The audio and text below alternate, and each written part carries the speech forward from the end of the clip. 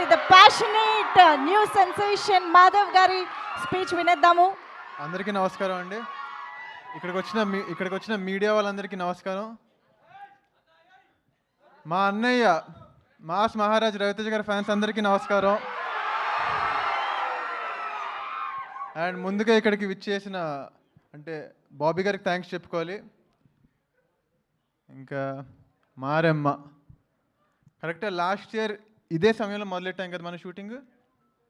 ఇప్పుడు టీజర్ ద్వారా మీ అందరి ముందు ఉండటం చాలా హ్యాపీగా అనిపిస్తుంది. అసలు ఒక ఈ మొహాన్ని ఈ మొహంలో ఉంచుకుంటారో అని అనుకుంటారా? నాగరాజు గారు థ్యాంక్ యూ సో మచ్. అంటే నేనే ఇప్పుడు ఊహించుకోలేదు, అలాంటిది మీరు ఊహించుకున్నారు నన్ను. అలాగా లక్కీగా ఫీల్ అవుతున్నాను. ఈ స్క్రిప్ట్ నాకు చాలా ఎర్లీ స్టేజెస్లోనే వచ్చినందుకు. మీ విజన్ని సపోర్ట్ చేసినందుకు కుశాల్ గారికి, మయూర్ గారికి థ్యాంక్ యూ సో మచ్ అండి. అలాగే మీ విజన్ని బాగా విజువల్గా చూపించినందుకు ప్రశాంత్ గారికి, ఈయన విజువల్స్ చాలా బాగా వచ్చినాయి. One of the main asset మాకు. Thank you so much. And music ఎలా అనిపించింది? మ్యూజిక్ ఎవరైనా అంటే ఇప్పుడు నా లుక్ ఇలా ఉండేది, ఇలా ఎలా ఎక్స్పెక్ట్ చేయరో ఆయన నుంచి కూడా అంతే. చాలా సాఫ్ట్ సినిమాలు చేసుకుంటూ వచ్చారు ఇప్పుడు దాకా. 20 తీస్తారు. 10 టైమ్స్ ఉండాలి దీనికి సినిమాలో.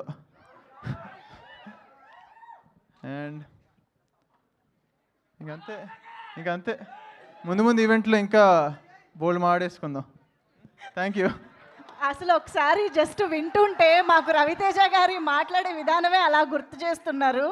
ఐ థింక్ చాలా చాలా చాలా నేర్చుకుని ఉంటారు. ఎందుకంటే స్క్రీన్ మీద చూసే మేము ఆయన నుంచి ఇంత ఇన్స్పైర్ అయ్యామంటే రోజు దగ్గరగా చూస్తూ మీరు ఎంత ఇన్స్పైర్ అయ్యి ఉంటారు, ఎంత నేర్చుకుని ఉంటారు కదా. రవితేజ గారి నుంచి నేర్చుకున్న ఏ ఎలిమెంట్ని మీరు మారెమ్మలో యూజ్ చేశారు? ఐ మీన్ మారెమ్మలో అంటే బేసిక్గా లైఫ్లోనే ఏది సీరియస్గా తీసుకోకపోవడం. లైఫ్లో ఏది సీరియస్గా తీసుకోకపోవడం. ఓకే, సో అది వర్క్కైనా లైఫ్కైనా వర్తిస్తుంది ఏదైనా. సూపర్. అయితే మా వాళ్ళందరూ ఇందాక నుంచి మొత్తుకుంటున్నారు dialogue చెప్పించు dialogue.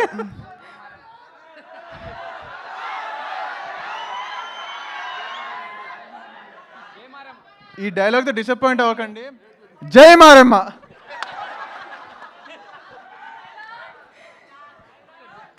Thank you so much. First event కదా, ఇబ్బంది పెట్టము, మళ్ళీ కలుద్దాం. Thank you so much. So thanking all the team members of Maremma for joining here. అయితే